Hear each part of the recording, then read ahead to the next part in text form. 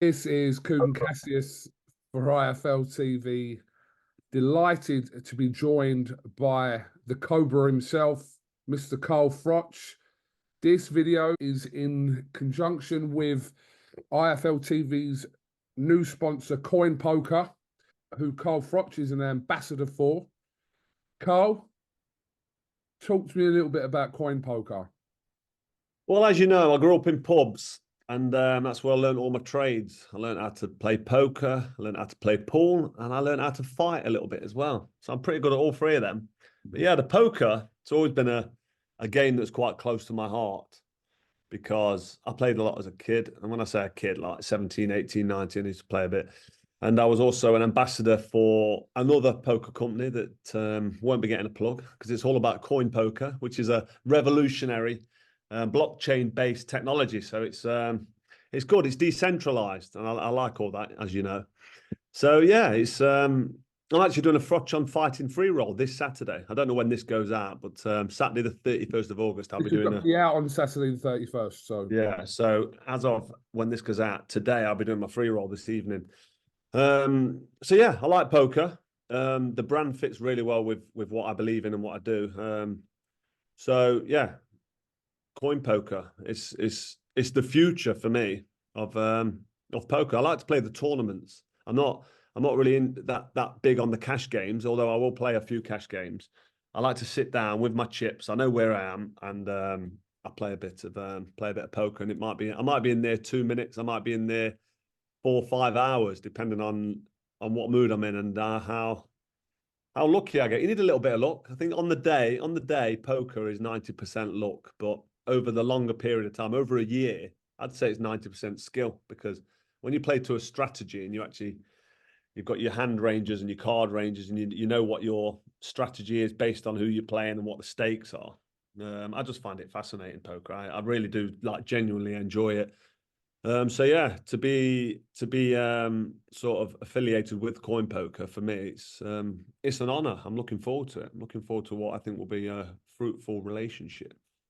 Coin Poker, trusted by many world-renowned poker players, ambassadors, and partners that include Jonathan Little, Charlie Carroll, Patrick Pads Leonard, and Mario Mostock, amongst others. So there's a lot of big-name people there that are associated with Coin Poker, and obviously probably no one bigger than the Cobra himself, Froch. That's it. And you got to try and knock me out on Friday. No, Saturday the 31st. I'm actually playing Sunday as well, but this Saturday I'm going to be playing, well, today, as this goes out, I'll be playing the Froch on fighting free roll. So it's free to enter, and yeah, it's not massive stakes, it's not massive money in it, but it's free to enter, and you can walk away with a few $100s, maybe more. And if you knock me out, there's a little bonus there as well for knocking me out. And I don't like to be knocked out. As you know, whenever I get knocked down, mate, I get up to win. I don't get knocked out. We should definitely think about doing Cobra versus Cassius on the old Coin Poker, 100%. Yeah, we'll have a game. Are you any good at poker? I'm not going to declare whether I'm good or not. You've got that little poker face, haven't you? That fake fucking smile you give off. You give it like the fake smile. You can, and it's like, what's he holding? I'd actually like to get a game with you. And apparently Tony Bellew plays a bit. And another name that was chucked in the mix the other day which is someone I'd like to reconnect with, because we had a little bit of beef. Audley Harrison. Can you remember when he was? I interviewed Audley last night, actually. We didn't talk about this, but oh, did you? Yeah, I did interview Audley last night. I like Audley. He's a good guy. He's a big softy, I think. He's got a real big heart. He's a nice guy. He can fight as well. I mean, Olympic champion when I was on I went on the Olympic team because me and David Hay, we stole this. We were stolen. I'm gonna word this. The place was stolen from us in the qualifiers. I mean, David Hay battered a guy called, was it Fragamene? He battered him. And I also had a close fight with a guy called Adrian Diacuna. Remember him? That was for the yeah. He fought Pascal for the light heavyweight world title. Pascal beat him, didn't he? After I beat Pascal, but that was my Olympic qualifier in Liverpool, and I got absolutely robbed. 14-1 on the scorecard, and like both of his eyes were nearly closed. His nose was bleeding. My hands were hurting from punching him in the face, and I scored 1 point in 4 rounds. So that tells you all you need to know. But yeah. That was, how many years ago was that? Oh, damn, I'm going back 24 years. Sydney Olympics. But yeah, Audley Harrison, he plays a bit of poker. Yeah. And I'd like to have a chat with him. following on from the little bit of stick he gave me on Twitter. We have actually DM'd each other. We've been in touch and we've straightened it out. You know, I love a bit of beef, and I don't mind a bit of beef because I like to get it sorted. Not in a bad way, in a good way.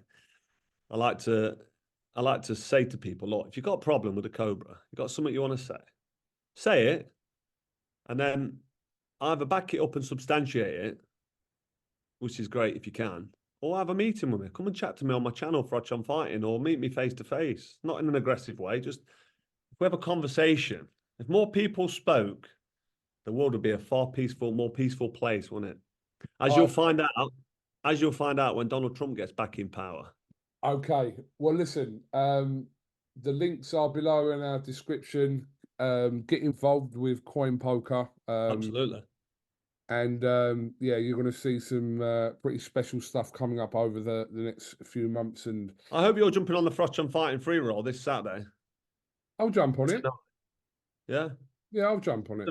It's a free roll, so you ain't got to panic.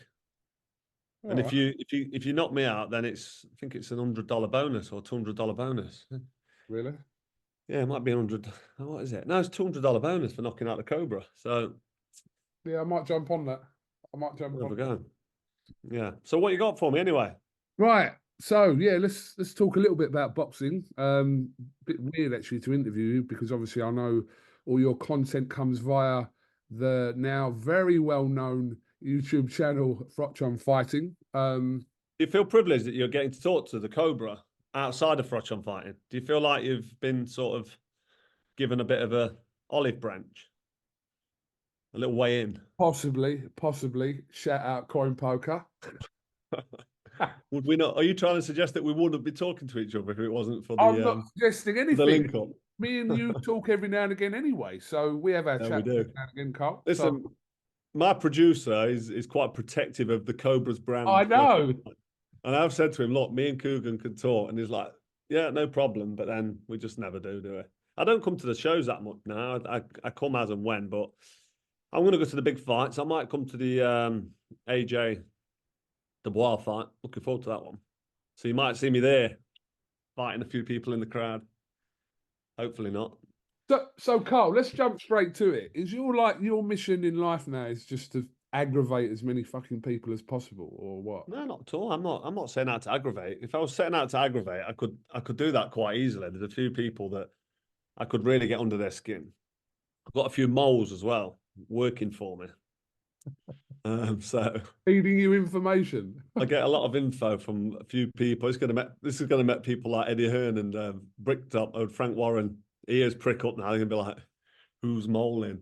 But yeah, I've got a few people who know a few things on the inside, but that's not my mission to upset people. My mission is to speak my truth and be honest, so I can look in the mirror and say, you know what, I like that guy. He tells the truth. He stands by his convictions, and I think I'm giving people what they want because I get great feedback, positive feedback on my channel. I go out there and I just give my opinion, my honest opinion. You know what I mean?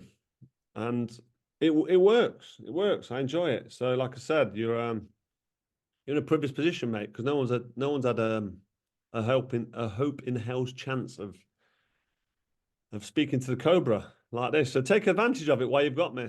We've got another 14 minutes and 7 seconds. So get that timer down. Right, the clock's not on. You know, listen. Let's just so people, just in case people don't know, me and you have known each other for years. We was never really that close early door because I was like, who's this guy with his fucking camera following me around asking me stupid questions? And now I totally get it. But you've been around boxing for as long as I can remember, mate. I think I was British champ, and was it before I linked up with Eddie Hearn? No, the first fight I was actually at yours was your fight with Ward. Ward, so you was right. I was right late into my career then. Yeah, but that was the first fight that I'd covered under IFL. So we started in 2010/11. So can you remember the first interview we did? Yeah, it was really awkward. Yeah, I remember you saying that, but I don't know why. Was I near a fight? And I just Matchroom had a barbecue announcing the Super Six. Do you remember that? Oh, right, okay. About 10, 11 years ago. And I think where I watched you for years, and I thought, when I was put in front of a camera in front of you, I was like, I think I went to bits a little bit back then, and I think it was a really awkward interview, but it's still on there. I remember you saying that. Was I doing my usual dry? Was I doing my usual dry humour thing to you? I mean, it took me a while. Was that the start? Yeah, what? That couldn't have been the start of the Super Six because Eddie Hearn wasn't involved in the start of it. I got involved with Eddie during the Super Six. Prior to your fight with Ward in AC. Yeah, before the Abraham fight. Yeah. Can you stop mentioning Ward's name? It's giving me flashbacks. Sorry, mate. So, Carl, let's jump straight to it because we might be on a time restraint. I don't know. This situation with yourself and Anthony Joshua, is this over? Is it done with? Well, I've not heard from him for a while. So I'm assuming so. It's a bit strange. It kind of, for me, it came out of nowhere. Can't remember what it was. What happened? Did he message me or did I message him? Oh, no, he called me a prick. Sorry, stop. He fired the first bullet. He called me a prick, which, you know, he's entitled to call me a prick if he wants to, but I thought it was all right with him. I've quite enjoyed his career, quite enjoyed his company at the EIS in Sheffield. I always found him to be a nice guy, proper nice guy. Like, he's a big lad who can fight, can punch hard, but I always found him quite soft and nice and caring. You know what I mean? He was always wanted to engage in conversation, and he was, I don't know, he was nice to be around, AJ. Probably still is now. Always smiling. He's quite a funny guy. So I've got no beef with him at all. But obviously, when I'm asked questions about, I don't know, let's go back to Ruiz when he got beat up by Ruiz, he got fucking tumped upside the head and his legs were gone, weren't they? And he never recovered. So I talk about that in this kind of tone. This is how my delivery is when I speak. I'm just honest. I don't know. It gets people don't like it, do they? People are like, oh, he's giving me stick. I'm like, no, I'm not giving you stick. I'm fucking giving you credit where credit's due, and I'm giving you what I consider to be my truth. I'm being honest rather than pulling punches and being a pussy or being controlled or dictated or told what to say or going along with any narrative, whether it's political or whatever the agenda is. I don't go along with it. I just tell you the truth. And do you know what I mean? If AJ puts a good performance in, like when he climbed off the canvas against Klitschko, I'll always say Klitschko was an old man. He was sat on the sofa for 18 months and he fucking made hard work of it, AJ did, but he still climbed off the canvas. That was at Wembley Stadium, wasn't it? 79,000 people were there, so big crowd. And I give him credit for that, man. That was a good win. That was a good win in terms of the way he performed and the way he turned around getting dropped, even though Klitschko stopped throwing punches. But I was honest. I was happy for him, and great. You're now kind of a bona fide world champ after he beat Klitschko. Because when he beat Charles Martin, it was a bit of a gimme fight, wasn't it? Like, who have you beat there, Charles Martin? Come on, can't really call yourself a world champ. And then just recently, I think the reason he called me a prick is because I mentioned he's fighting Dubois for the IBF. I said that should be for the British title, not for a world title.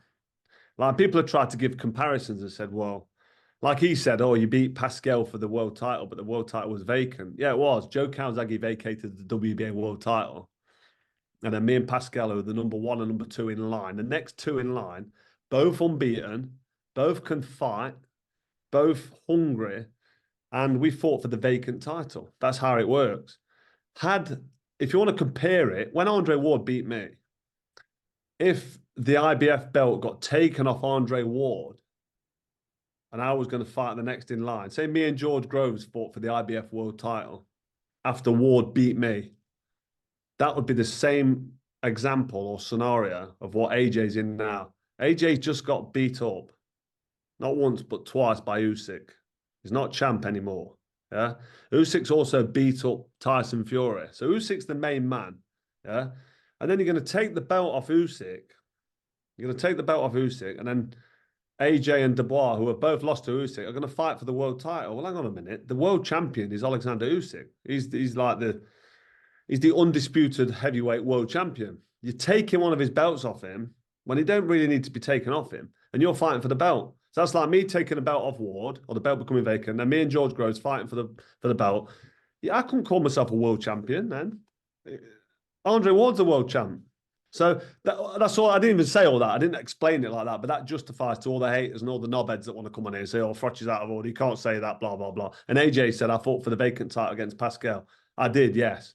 But look what Pascal went on to do after I beat him. He became the unified light heavyweight champ and had an amazing career. And it's not giving stick for the sake of giving it. But AJ Dubois, I think when I mentioned that fight shouldn't be for the IBF world title, which I still don't think it should, because the world champion is Usyk. And I think when Usyk fights Fury in the rematch, that should be for undisputed. Do you agree that fight should be for undisputed when they have the rematch?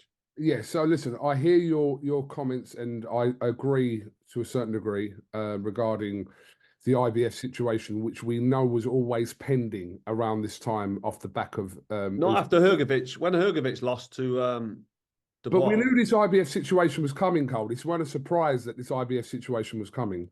Yeah, but why take the IBF title off Fury before the rematch with Usyk? That's an issue for the IBF more so than whether it's Joshua. Hey, you know as well as I do, it's politics. You know, Eddie Hearn spoke to Lindsay Tucker, whoever he spoke to, and they've made that title become vacant. So AJ Dubois can fight for a world title. It's fucking paper title, mate. It's not real.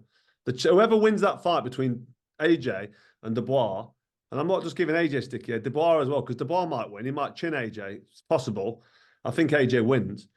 You can't really call yourself a world champion. All right, you'll have the IBF world belt, but the champ's Usyk. That's it. Fucking done. Full stop. Period. No, there's nothing else to say. And because I've said that, and because 99.9% people agree with me, except for people like you who are journalists and don't want to upset AJ and don't want to upset Eddie and don't want to upset Bricktop. So you're all gagged. You're all like, oh, I don't know what to fucking. I can't speak.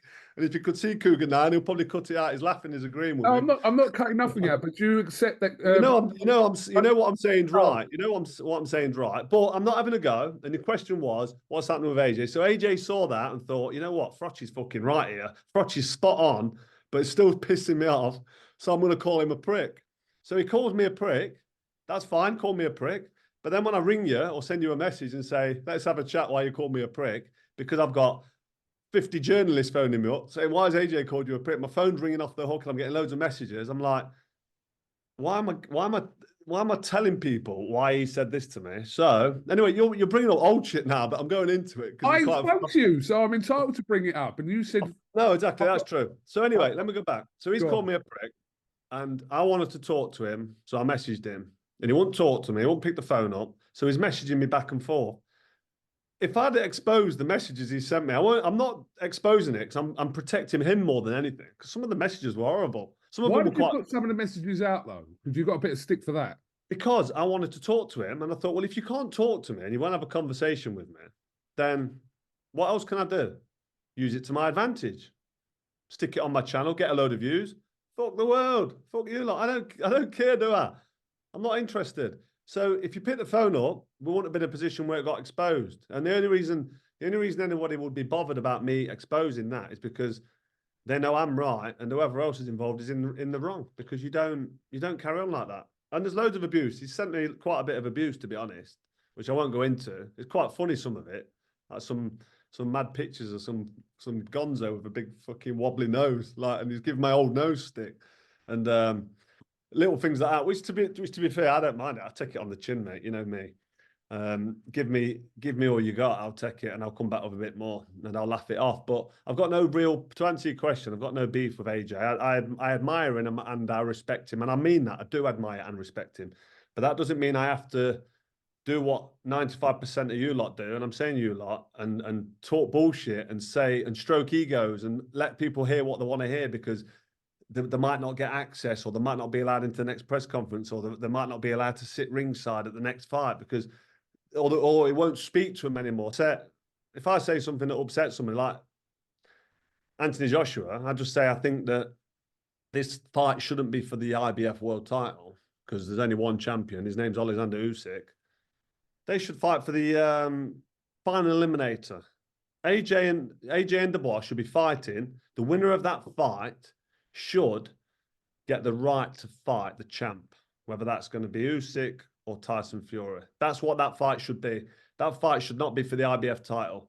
And KUGAN CASSIUS, you totally 100% agree with what I've just said there, don't you?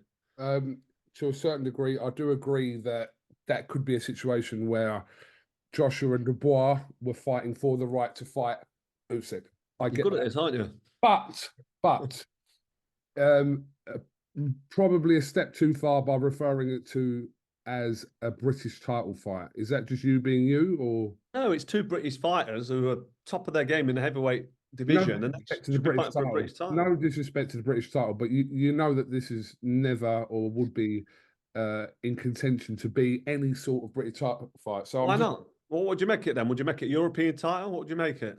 Oh, so you think Anthony Joshua, who's had multiple defenses of world titles, and Dubois, who's also challenged for the world title, they should be fighting for the British title. Again, no disrespect to the British title, but Carl, that's just you being you. That Every comment. time Anthony Joshua stepped up, Usyk twice, he's got beat. He's lost at world level. So you'd have to come down a peg or two, don't you, and regroup and restart and go back to the drawing board. The British title is a respected, bona fide title. I agree. And if you win the British title, you're the best in Britain, and then you can move on to world honours. Because the They've European both won the title, British title. pardon? They've both won the British title. It's all right. Well, back to British then, isn't it? Who's the best in British? Who's the two best British heavyweights, or three? Fury, Usyk, Dubois. I mean, you can chuck someone else in the mix if you want, but between them three. So if AJ and Dubois fight for the British title, they've cleaned that up. Right. I'm definitely the best in Britain now. I'm going to go and try and win a world title again. I'm going to attempt to win a world title. Dubois attempted to beat Usyk. He had a good go. He got beat. AJ's attempted to beat Usyk, not once, but twice. He got beat. So where do you go? What's the step back now? Hold on a minute. Hold on a minute. Right. So I'm going to flip this back onto you now, Carl. Flip it back, man. I know you don't like to hear the man's name. So you're telling me after your loss to Andre Ward, before you fought Lucien Bute, which you battered Lucien Bute in Nottingham, which I was at. You're telling me that at that point of your career, you would have considered going back down to British level before fighting Lucien Bute for the IBF title? If Andre Ward was undisputed champion, and there was no other belts vacant, no other belts available. Don't forget, Lucien Bute, who I boxed, wasn't in the Super Six. He was an unbeaten IBF world champion. So therefore, there's somebody there who's a world champ. I can say, right now, where do I go? Let's go back down to the drawing board. Say Bute wasn't in the mix, but George Groves was British champion. 100% I fight for the best in Britain. Definitely, yeah. To answer your question. Carl, come on. Surprised you on it. So hold on, let me just get this clarified. If Lucien Bute that fight wasn't available, for the IBF title, and there was an opportunity for you to fight, say, a George Groves for the British title off the back of the Ward loss. On pay-per-view. On pay-per-view on Sky. 100%. And you can't even deny that I'm telling bullshit, because the title... Why would you do that? Why would you do that? Right, why would I fight the next best British challenger for a pay-per-view fight? Yeah, on Sky. For a British title. For a British title. Well, it'd also be a world title eliminator, wouldn't it? Think about it. See, your brain works different to mine. Your brain works different. I've got the British title outright. I own it. Yeah, because I defended it 3 times. I would have fought Groves for the British title if Ward was undisputed. Yeah, if Ward was undisputed, there was no world title belts. No, right? There's no. I want to be world champion. What's the journey back to world title? Who's next? George Groves. Oh, he's British champ, is he? Yeah, but he's also WBC #1. Okay, so if I beat Groves, that's going to put me in contention for the world title. Yeah, okay, if I fight Groves, where am I fighting him? It's not going to be at York Hall, Bethnal Green for 10 grand. It's going to be at the O2 Arena for the British title on Sky pay-per-view, because you're a world-level fighter, like Anthony Joshua is, like Daniel Dubois are. So for the British title, for pay-per-view, 100% I would have fought Groves for that after losing to Ward.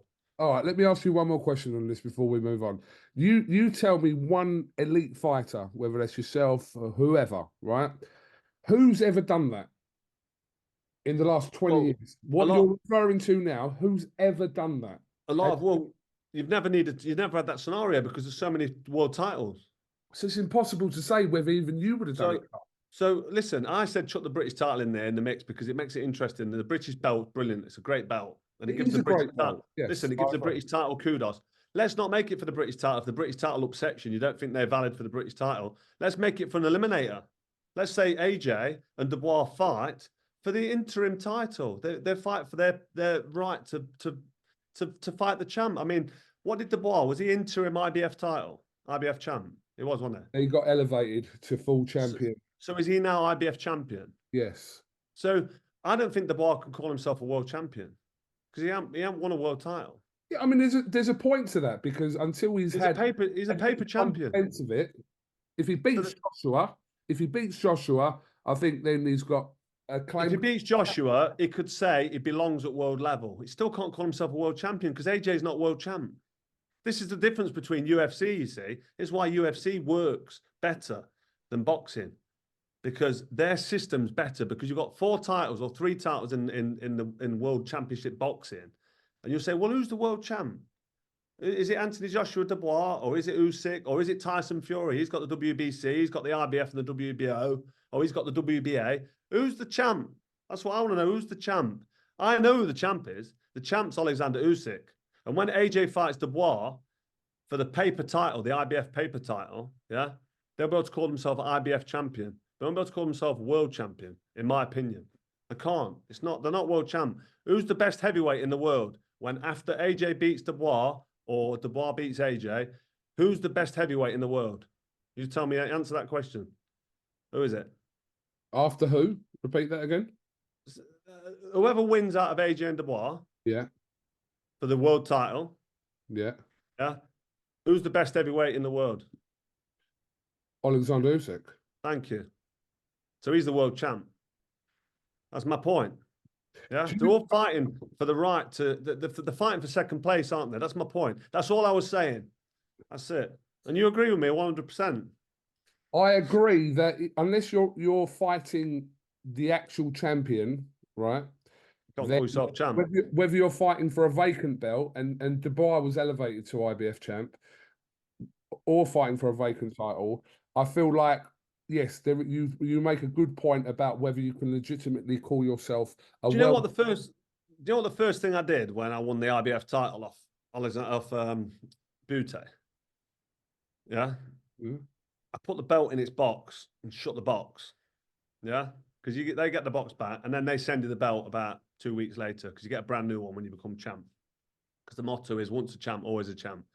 That IBF title was in its box and it stayed in its box until I needed to use it for media purposes. The first thing I did after beating Butte was speak to Eddie Hearn about getting Andre Ward for a rematch.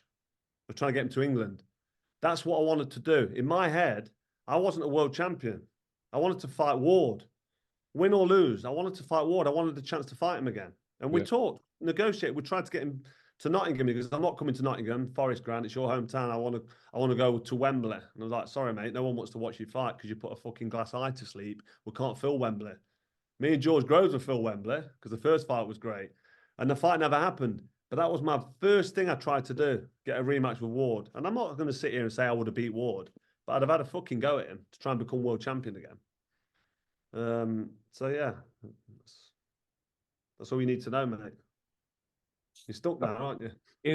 That's great, by the way. So in answer to my question, you've got no beef with Joshua. You guys, yeah. You're going to be at AJ Dubois. You probably potentially, yeah. If I could be asked to go down to Wembley, are you going to shake hands or what? Shaking his hand, he might hold my hand and have a little pull on the push. Big lad, isn't he? I've got to be ready for him. Listen, I don't think he's got any beef for me deep down. I think he's a little bit pissed off about a few things I've said because I don't stroke the egos, do I? I don't go along with the narrative, and I don't talk bollocks like most of you guys because you all talk bollocks. I don't talk bollocks. I tell the truth. And you guys, what do you mean most of you guys? Most of you political bloody journalists that watch the words and navigate. My job isn't to give opinion, Carl. My job is to ask questions. It's not to give opinion. Who gives a fuck about my opinion? People care about your opinion. You're obviously if there's a lot of journalists out there that will ask a question to certain people, certain promoters, and then when the promoter gives the answer, that answer is then taken as the final answer. That's it. You can't phone a friend anymore. You can't ask anybody else's opinion. That's the final answer. When you've then got an opportunity, the door's open, say, yeah, but actually, when Froch said that, what he meant this. So what do you think? And then the promoter or whoever he's talking to has got to then think about what he's just said and then substantiate it and justify the bullshit, right? And because the journalists don't want to put them on the back foot or upset them, they'll go, okay, on to the next question, and just leave it there. I've seen interviews with you. I've seen interviews where I think, you fucking pussy. You've asked the question, you've started the conversation, and then you just back down instantly because you know what happens. And I don't have that problem on Froch on Fighting. I just tell what I consider to be my truth. And you're pretty good at it. I like your style. I like what you do. You know, you're getting there. But I'm getting there, thank you. But do you accept that your situation, Carl, sitting in your probably multi-million-pound house with multiple millions of pounds in the bank, being one of the most successful sports stars in the world and Britain, do you accept that you're in a different fucking position to some of us? Do you accept 100%, 100%. Right. But that Okay. doesn't change Has the everyone fact. got to follow That your doesn't suit change then? the fact. Carl, has everyone got to follow That your doesn't change suit? the fact that you're biting your tongue and you're not being 100% true to yourself when you're asking certain questions and you're putting people on the back foot, and you don't want to rock the boat too much because you're thinking, I ain't got the multi-millions. I ain't got this. I need to do what I need to stay in line and behave myself and do what I'm fucking told. So you've just said yourself there. You've just said it yourself. I can't do what you do or say what you say or be as honest as I want to be because I ain't got the backing. And that's like what Andrew Tate says. When you're financially free, yeah, you don't have to worry about what you say to a degree because you're not bound or gagged by anybody or any rules or regulations. There's nobody pulling your strings or threatening you with your livelihood. People's livelihoods get taken away when they speak freely. No, I'm not just talking about boxing or the AJ scenario. I'm talking about in life now. Free speech is under attack, and we'll leave it there.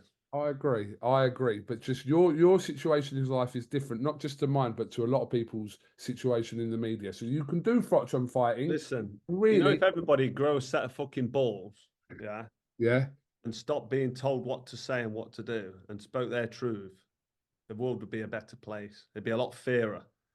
So, Carl, let me ask you one question. This is my last one on this, right? I don't know specifically who you're aligned with right now, broadcaster-wise. If you had like a multiple year, multiple million broadcast deal with someone and they were telling you that you couldn't say certain things or ask certain things, and you're in the middle of that contract getting paid well, Yeah. what are you doing there, Carl? Like, what are you doing? Are you telling that broadcaster? Yeah, let me tell you what I'm doing. I'm being the Cobra. Fuck you, I'm being the Cobra. Yeah, because that's what I did. That's what I did after that's what I did in January 2023. Exactly what you've just said there. What would you do if you was getting paid a mega contract for mega money? Yeah. Everyone else can work out the fucking the logistics on this, yeah. And you've got to do what you're told. You've got to do what you're saying. You've got to behave yourself. Otherwise, you're going to be out on your arse. You know what I did? You chose that. Okay, fair enough. That. And you know what? I'm still doing it. I'm still doing it. Because you know, when you speak your truth, yeah, and you're true to yourself and you're honest with yourself, you put yourself in a better position long term. All celestial mathematics, serendipity, whatever you want to call it, it works out well for you. And we've got a problem at the minute in the world. The world's under attack. The Western world, we're under attack. There's a lot of shit going off. You know it. I know it. A lot of fucking people know it. And you're right. People are gagged. People can't speak. People are afraid. I agree. I agree with that. It's changing. People are waking up. Things are happening, and restrictions are being put in place. And you know, it's getting tough out there. But there's a battle at the minute between good and evil. There really is. And good usually wins in the end. I Who are you agree. backing? Are you going to back Jesus or are you going to back the devil? Whose side are you on? I'm not going to get into this conversation No. with you. No, because I know once I answer this question, this leads on to something else. So I'm not going to get involved in this conversation whatsoever with you on this third afternoon. Carl, let's move on from there. In your opinion, do you think that Tyson Fury can win this rematch against Usyk come December 21st? Absolutely. Absolutely. Of course he can. He's a big lad. Big, strong, heavy, good reach, good range. Listen, he's slowed down Tyson Fury. He's past his best. Usyk's not, I mean, Usyk's older than Fury, right? Yeah. So, but the difference is, it's not always the It's not the age of the car, is it? It's the miles on the clock. And I know Usyk's had a lot of fights as an amateur. Like, he had 250, getting on for, I don't know, is he getting on for 300? He might. Or am I thinking of Lomachenko's career? But another super duper Ukrainian. He's not been hurt. He's not been down. He's not been hit. I know Dubois low blowed him or mid-ranged him, whatever, but he's not been wiped out or beat up. He's not had any life and deathers like Tyson Fury's had life and deathers with Deontay Wilder. All right, he won. He had a draw. He had a win. He had another win. They were tough, them fights. And outside of the ring, like Artur Beterbiev, for example, getting on for 40 years old, lives the life. He's a devout Muslim and he's a family man. So he doesn't drink and he's clean and he trains all the time. Talking about Beterbiev. And you can compare him similar to Usyk. So in between fights, how you live and how you conduct yourself and the food you eat and what you put inside your body will affect how you perform on the night. And we see Tyson Fury falling over outside the local boozer. Is it in Morecambe? Pissed out of his brains. I mean, at 36, 37 years old, doing that in between fights, for me, it slows you down even more. It takes more miles off the clock and it makes you more, it deteriorates your body and your mind even more. And you've got someone like Usyk, who's like a Ukrainian warlord, a warrior. You know what I mean? For me, it's a tough ask for Tyson Fury to beat somebody like Usyk in the boxing ring on fight night for them titles, because Usyk's able to step up the gears, he's able to adapt, he's able to change tactics, and I just think a prime Fury, which was probably just before the first Deontay Wilder fight, maybe during the first fight when he was throwing 15, 20 feints around, and when he was putting more combination punches together, when he was moving light on his feet in both directions, not back in straight lines, not holding as much. I mean, holding and leaning is good when you're big and heavy against a smaller man. But the prime Tyson Fury, for me, can beat Usyk. Still very, very difficult to beat a guy called like Alexander Usyk. But Tyson Fury now, after being beat already, Usyk knows how to beat him. He knows what's coming. Usyk's got that brain. We see it when he beat AJ in the second fight. He stepped it up when he needed to step it up, Usyk did. And that's what he does. So it's a great fight. Fury-Usyk, can't wait for it. But I just cannot pick against Usyk in that fight because of the way in which he's beat AJ twice, beat Fury. I know he had sticky moments in the middle of the fight, but he got through them moments. He got hit. He got clubbed hard on the chin and all with that uppercut. A couple of times he got hit with that right up. He just moves. He just sits back in his corner, takes some deep breaths, picks his crucifix up, gives that a kiss, keeps believing in himself. He has faith. You know what I mean? He's a God-fearing man, as is Tyson Fury. But I just think, how do you beat Alexander Usyk? What do you do? So a knockout punch aside, which can happen in heavyweight boxing. You know, nobody's immortal. But a one-punch knockout, like the uppercut here to Dillian White with Tyson Fury, and you know, every now and again he'll land a perfect punch that's on the button. If that happens, obviously Fury can win, but in reality, I've got to say that I just think that Usyk's not just a favourite. I think he's a massive favourite in the rematch. But I might change my opinion when it gets closer. Yeah. When I see some public workouts. Yeah. When I listen to what they say, yeah. Because if Tyson, I don't know, he's got a lot to do in the build-up. Is it 3 months away still? Yeah, of course it is. A long time, isn't it? A long time. October, November, December, yeah, 3 months away. Yeah.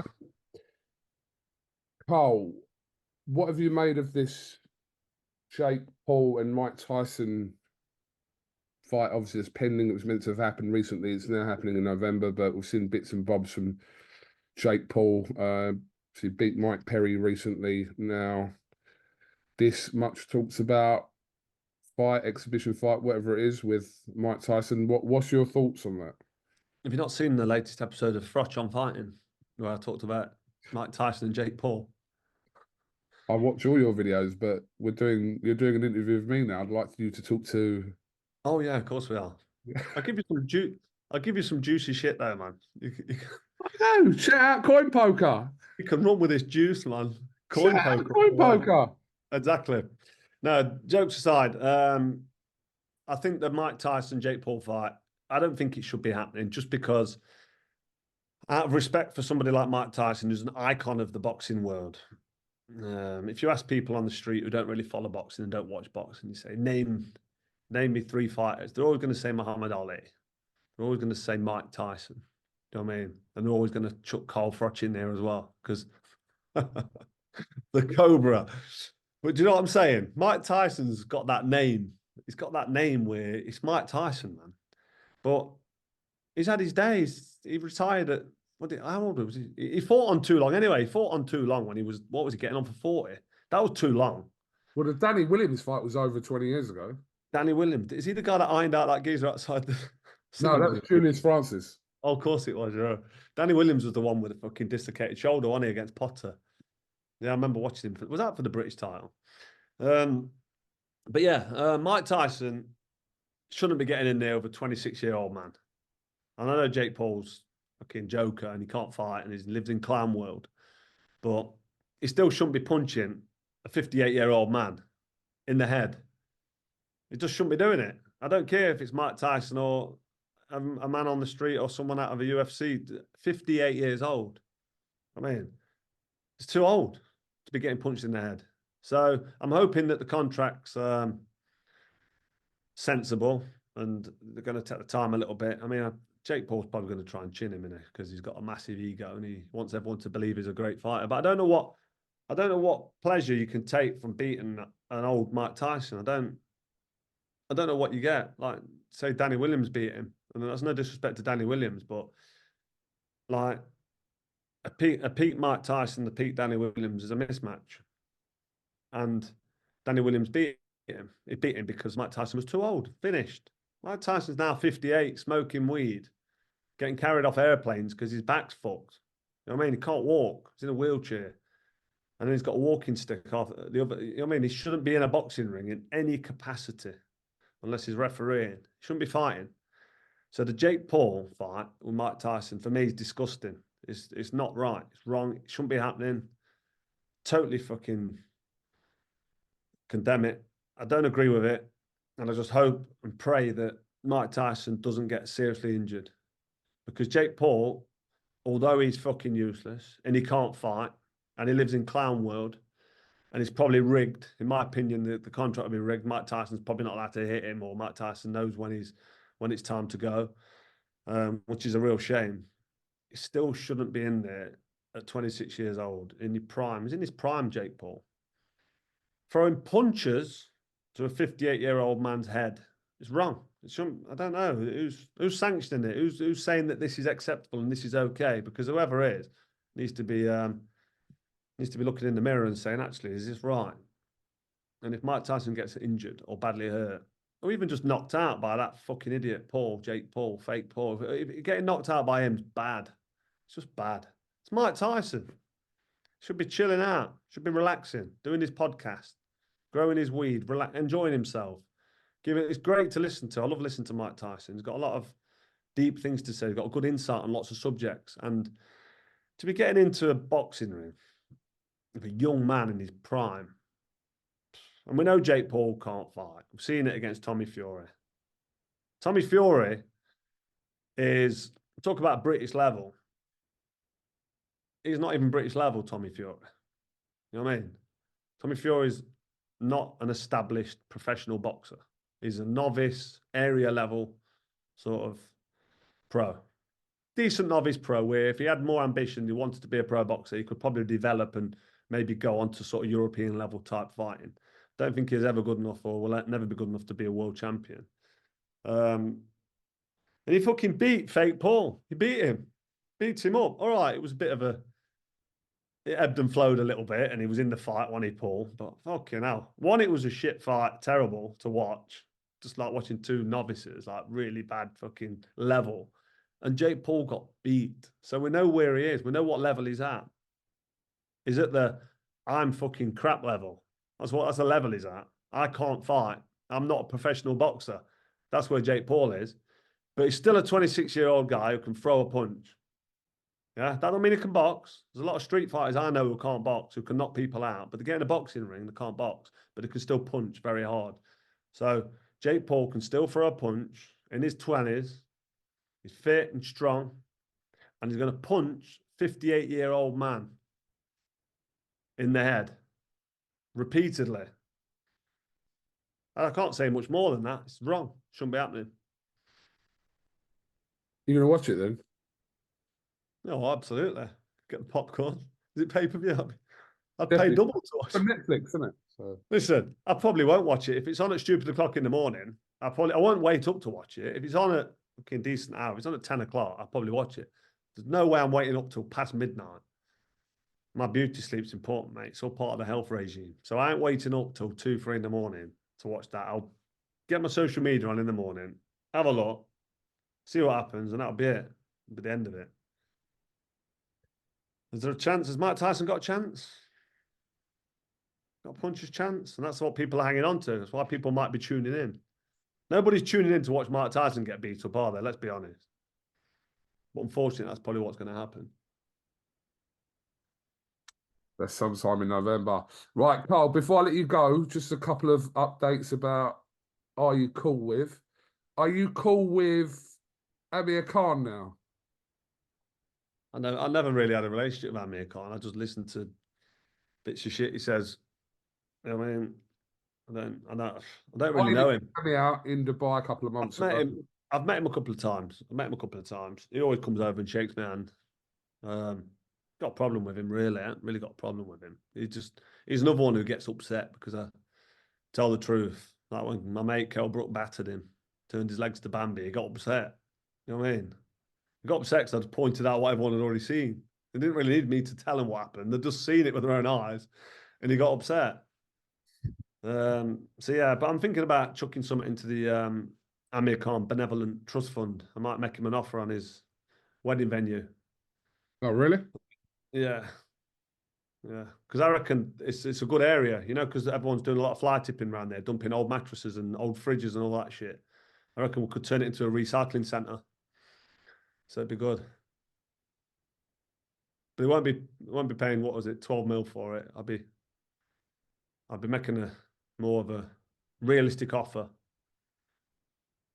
Just probably drop 3 noughts off that figure, and then we're getting towards where I'll be with it. So if you're interested, you know where I am. Give me a call. KUGAN's got my number. You could be the middleman, Coog. I'll give you a little drink on it if I get the deal. All right. All right. Are you cool with Eddie Hearn? Eddie Hearn, yeah, I've got no real problem with him. Me and Eddie Hearn have got, like he said to you before, he's got to have a chat with me. He's got to give me a call, and he sent me a message saying we're going to spit the fat, just because I want to have a conversation with him about. We've got something. We've got not an issue. It could be an issue, but it's not an issue. That me and Eddie need to have a conversation. And he knows we need to have a conversation. That's why he said to you, oh, I need to talk to Carl. Yeah, I've got to have a chat. I've got a message. I've got to speak to him. Well, he said that in fucking January. It's now August. We're nearly in September. We've still not had the conversation. I realise he's a busy man. Yeah, and he's got shit to. He's in and there and everywhere, transatlantic flights, etc. But, you know what I mean? He sits on the toilet every day, doesn't he? So when he's sitting on the toilet, he could send the Cobra a message, couldn't he? But he decides not to. So, yeah, it's at a boiling point at the minute. It was simmering for a couple of months. Now it's just starting to bubble. So, Eddie Hearn. Yes, to answer your question, I'm all right with Eddie, no problem. Listen, I've got a lot of things to be grateful for Matchroom and Eddie Hearn. And I'm looking forward to his little Netflix documentary, which is being released soon. But I do need to talk to Eddie. I need to have a conversation with him, but I don't want to do it over the phone or over an interview. I want to talk to him face to face, sit down and have a chat. That's it. That's all I want with Eddie. Just a quick 15, 20-minute conversation, face to face. And then we'll be sound. But I've got no beef. I've got no real beef that I want to go into publicly. But if it comes to that, then if people are interested in knowing what what the subject matter is that I want to talk to Eddie about, or what the issue is. Well, I've already said it's not an issue because it's not an issue, but it could be an issue. If we don't have this conversation, then things might get interesting. That's all I'd say. That's all I will say on the subject. Okay. Well, listen. Have you heard that the Joshua Dubois fight is probably going to be British boxing record-breaking attendance of all time? Possibly up to 96,000. Yeah. What do you think about that? I read that yesterday, and I tell you what, it's absolutely fucking brilliant. It's fantastic. It's fantastic that boxing can bring so many people together for one occasion. There's not many things that happen in the world that brings so many people together and you get to concerts. Concerts are great. If you're into music, looking forward to going to see Oasis. The brothers have reunited, haven't they? They've got back together, Noel and Liam. Looking forward to that. I'm definitely going to go to that. I've got a few contacts. You know what it's like, Cobra VIP and all that. But yeah, so that brings people together. What else? Football every Saturday. You know what I mean? People love a bit of football, don't they? And boxing. I mean, what? 90, getting on for 100,000. So brilliant. This fight should be happening in Britain. I think the Tyson Fury-Usyk fight should be happening at Wembley Stadium as well. I think it's a shame that a lot of the big fights of late have been out in Saudi because it's taken away from the paying British public, the hardcore boxing fans that support boxing throughout the life. The genuine boxing fans that love boxing, they'll travel all over the place. They deserve to have big fights in Britain at venues like the O2. I mean, what's the Fraser Clark Fabio Wardley fight for the British title, British heavyweight title? For me, that's a fight that should be happening in Britain. And it's on the undercard of, is it Beterbiev Bivol? Yeah. It's on that. So we're assuming they're getting paid more money out there to have that. Absolutely. Listen. Card than they would do. Listen. On a card here, Cole, so you can't knock that, surely. You can't knock the fighters at all, no. But you can knock the promoters. You can knock the people that are organising it because fighters should be getting paid well anyway. You're taken away from the fans when you take it to Saudi Arabia. That is a fact. It's good, and I'm happy that this fight, to answer your question, is happening at Wembley Stadium. I think it's brilliant. 90-odd thousand, 100,000, the more the merrier. Let's get Wembley Stadium packed. I remember that I was there that night when AJ climbed off the canvas to an old man and made old work of it. But he beat Klitschko, didn't he? I can't help myself, can I? I was there that night, and when I looked around and took in the atmosphere, I could see all them empty seats at the top. You know, the top tiers. I was thinking, why are they empty? They was full when I boxed George Groves, and they're empty. And it was sad to see. So I want to see that place full. I want to see Wembley Stadium packed to the rafters. Is there rafters? There's not rafters in the stadium, is there? There's no roof. But I want to see it packed. And if who is it? Oh, it's AJ Dubois. If AJ Dubois fills Wembley to the rim, if it's overspilling, then that's good news. It's good news for boxing, mate. I'm in the boxing business, as you know. Froch on fighting. We need big fights. I need big fights. You need big fights. People say, oh, 80,000, blah, blah, blah. Mate, okay, now I've been retired how long now? 10, 11 years? Still talking about 80,000. It's brilliant. And you know it's all tongue-in-cheek. But no, brilliant. Great news. I mean, fantastic. Okay. Just a shame it's for the world title. Should Oh, be for that British title. Should be for that Lord Lonsdale belt. You want to wrap up, don't you? I would like to say, have you got anything else you'd like to add? Froch on fight, free roll tonight. Froch on fighting, free roll. Coin poker. They need a push. So when this goes out, I'll probably be playing. Depends what time you put this out. But August 31st. And there'll be more to come as well. It's a great hookup. I'm glad you're on the team, Kugan. It's nice to have you on board. Thank you. When are we going to get a head-to-head? I think me, you, Tony Bellew. So there's me and you, Tony Bellew, Audley Harrison. Yeah. Harry Hearn. Yeah. And Chris Eubank Jr. Yeah. And maybe David Hay, he likes a bit of poker. That there is a good 7, 8, maybe one more. Ryan Garcia, he likes a bit of poker.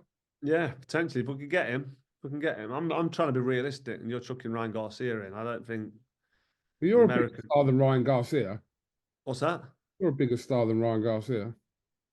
Bigger star? Yeah. Yeah, but I don't like to brag. I'll leave the bragging to you, mate. I never blow my trumpet. Neither do I. Carl, thank you very much for your time. Everyone get on Pleasure. Coin Poker. Carl, we will speak to you or see you very soon. Much appreciate your time on this Thursday afternoon. God bless you, mate. See you in another year, KUGAN. Top man. Thank you very much.